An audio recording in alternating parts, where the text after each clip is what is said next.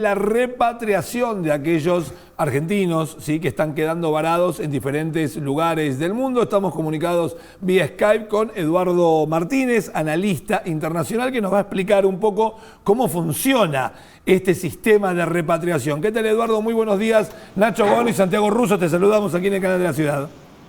¿Qué tal, Nacho? ¿Cómo te va? Sí, es un tema complicado, Nacho. Mirá, esas cosas raras que te trae el ejercicio de la profesión, en donde estando al aire en alguno de los canales de aquí, la gente te empieza a escribir por las redes. Mirá, estoy varado en Aruba, estoy en Cusco y no puedo llegar a Lima. Mi hija tiene problemas y se tiene que hacer diálisis y está varada en Miami.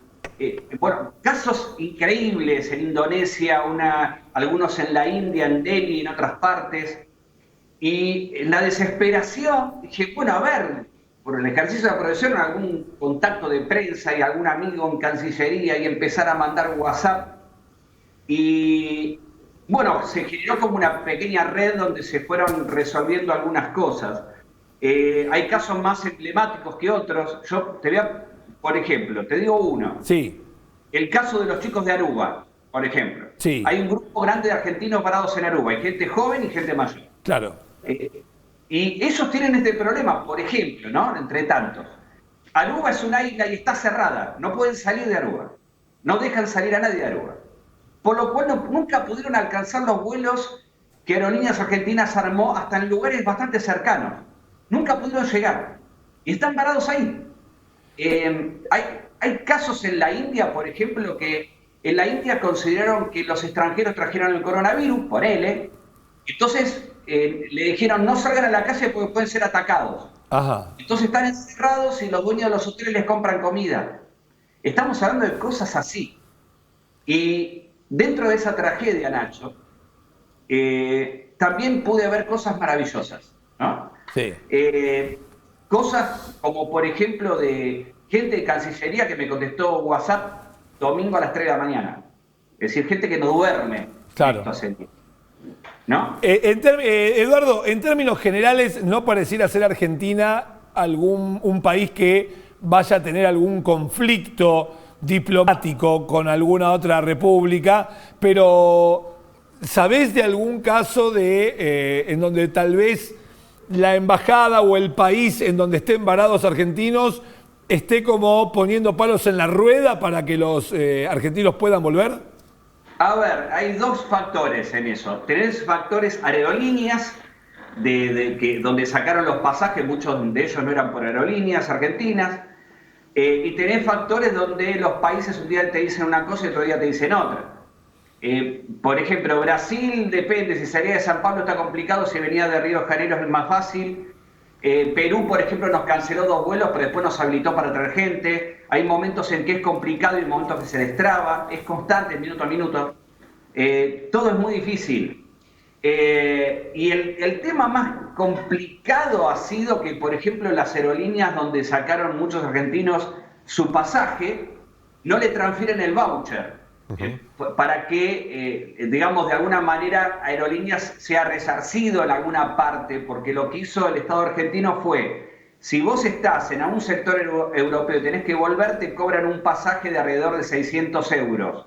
Si venís de Estados Unidos o de otra parte del mundo, entre 500 y 600 dólares. Si no, te sale 2.000, cosas de, bueno, pero parte es ese voucher que te transfieren, un fin que le llaman, ¿no?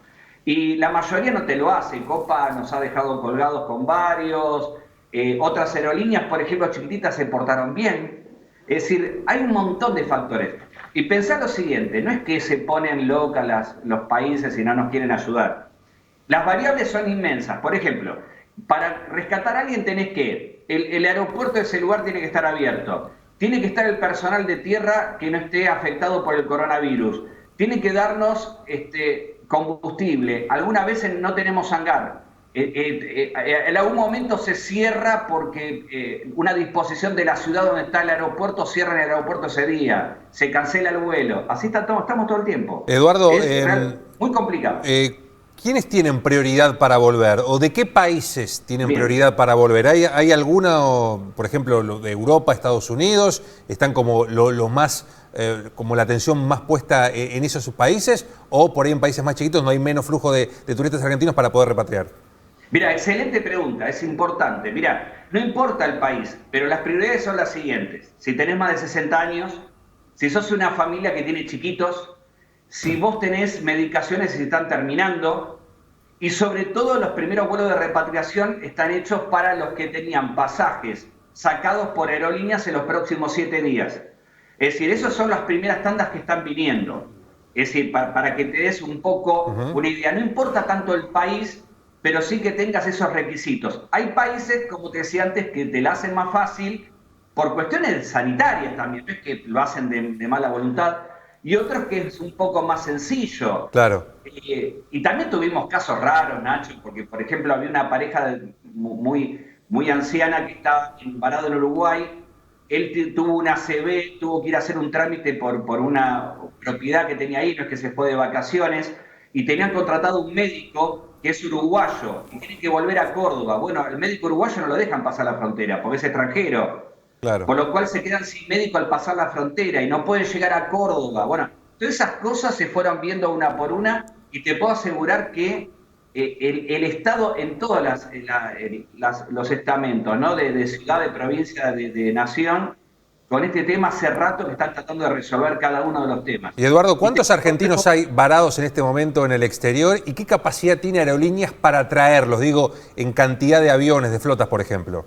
No, los aviones están, hay casi 20.000 dando vueltas, ahora dice que había bajado más o menos a 15.000, porque se trajeron muchos vuelos en las últimas 72 horas. Y si ustedes entran en un cronograma de vuelos de acá al 31, muy importante, pero prácticamente todos esos ya están ocupados, con gente, vienen de Perú, vienen de Brasil, vienen de Estados Unidos, de 2 o 3 partes, vienen algunos de Europa, nos está costando algún caso africano, pero en realidad hay vuelos de los principales lugares del mundo, los hay. El problema es que ahora, en la primera tanda, esta que se armó Aerolíneas hasta el 31, está abarrotado. Eduardo, te lo planteo tipo Hollywood. Iba a decir hollywoodensemente y no sé cómo se dice. Bueno, pongamos por caso los chicos que están en Cusco, que Perú ha determinado un toque de queda, como un estado de sitio, algo que pareciera ser a alguna medida un poco castrense. A nivel castrense, pongamos por caso que yo mando un Hércules del ejército a que aterrice en Cusco, manejado por Sylvester Stallone, ponele. Digo, lo estoy haciendo bien radical. Dale, para que, al ser castrense, al ser la fuerza militar la que está solicitando un permiso de entrada a espacio aéreo, de bajar en un aeropuerto que está cerrado, dada que la medida es casi militar del toque de queda, para ir a buscar con un Unimog a los chicos que están en Cusco, ¿se podría hacer esto? Olvídate. Ahora te digo por qué. Ayer Aerolíneas Argentinas mandó un comunicado a todos los peruanos, los argentinos estaban varados en Perú, que no pueden salir, por ejemplo, más de Cusco, tienen que salir de Lima, por una cuestión de permisos y de logística y demás.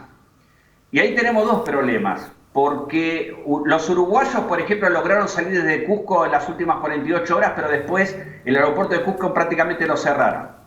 Y eso hizo que, por ejemplo, yo ayer hablaba con Brenda, que es una actriz argentina que está varada en Cusco, por WhatsApp, y le reenvié la comunicación, dice, sí, la acabo de recibir, pero el problema es que en Perú, con ese estado de sitio que armaron, no pueden transitar por ruta, sino pueden ir de a Cusco a Lima, por lo cual le dijeron, hasta el 31 tienen que esperar a ver cómo resolvemos esto. Y después tenés otro problema, vos ponés que todos son argentinos, está en Lima, y todos le dicen lo mismo. Esto es muy importante, esto, porque es la información vital para todo aquel que está varado. Vos tenés que entrar en el país que estás varado, en la página de la embajada o consulado argentino en ese país. Vas a encontrar un formulario y lo tenés que llenar.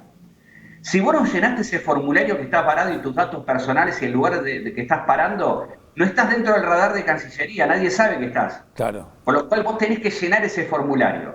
Lo siguiente, el caso de Lima, prácticamente los teléfonos son respondidos del consulado porque tuvieron que levantar el concepto por tema de coronavirus, pero responden por mail. Te mandan todo por mail, que es más rápido, porque utilizan casi de sus propios celulares ante la emergencia.